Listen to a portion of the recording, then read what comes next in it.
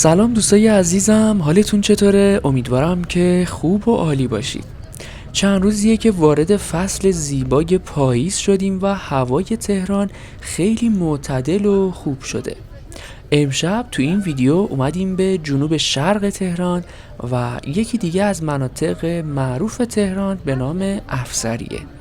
ما الان تو خیابون 15 متری افسریه هستیم که جز خیابونای اصلی و مهم این منطقه است و به خاطر فروشگاه‌ها و پاساژهای زیادی که داره تبدیل به یه بازار محبوب بین مردم شده.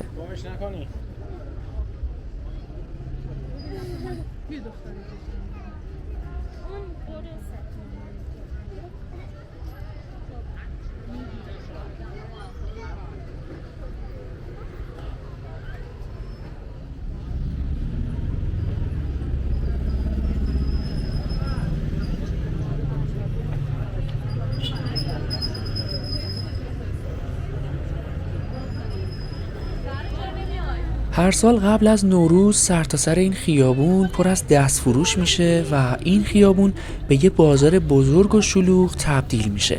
تاریخچه این محله به قبل از انقلاب برمیگرده و علت نامگذاری افسریه هم این بوده که در گذشته کل اراضی این منطقه به نام مالک اون یعنی افسرالملوک تعلق داشته. بعد از انقلاب هم دانشکده افسری رو توی این محله تأسیس کردن و این نام برای این محله حفظ شده.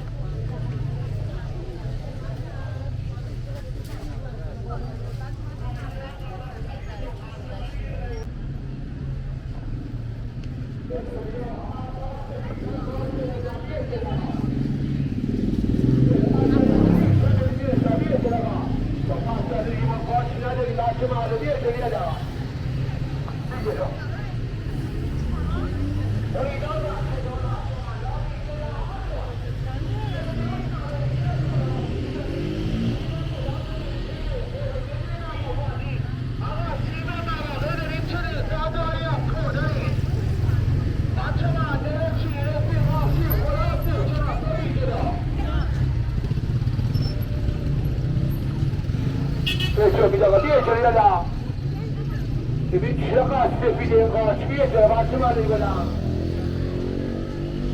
چه امید بیا اجاره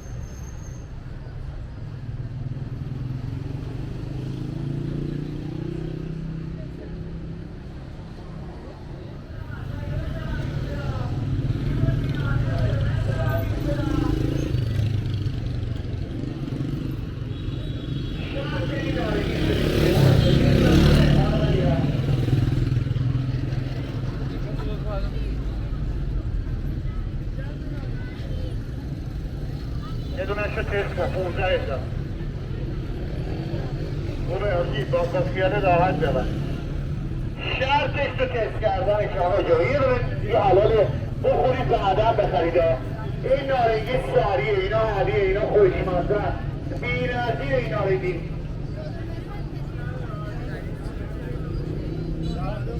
ببینید بخورید بعدم ببرید سری دارن نارنگی عالی دارن نارنگی شیرین این نارنگی ها رو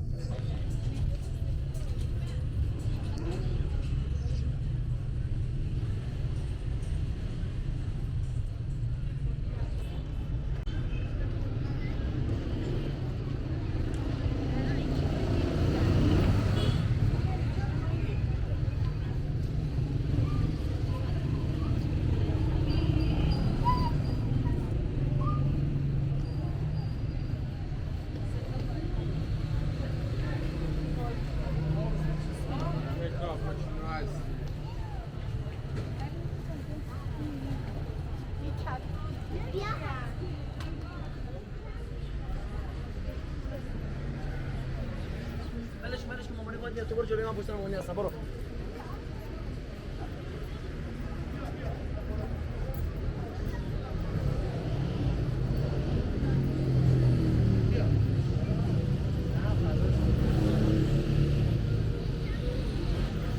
دوستای عزیزم ممنون که تا اینجا ویدیو رو تماشا کردید. لطفاً برای حمایت از من ویدیو رو لایک کنید تا افراد بیشتری اون رو تماشا کنن. اگه هنوز عضو کانال نشدید لطفاً دکمه سابسکرایب رو لمس کنید تا روزهای آینده به جاهای بیشتری سفر کنیم و قدم بزنیم.